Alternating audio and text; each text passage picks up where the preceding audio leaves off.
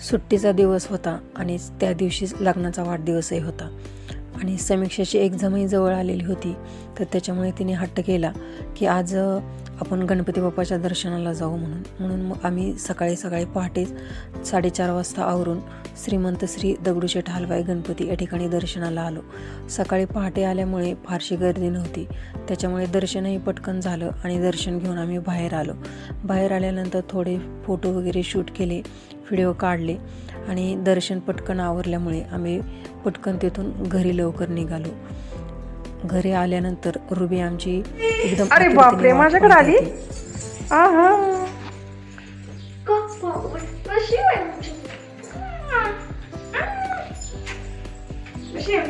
ruby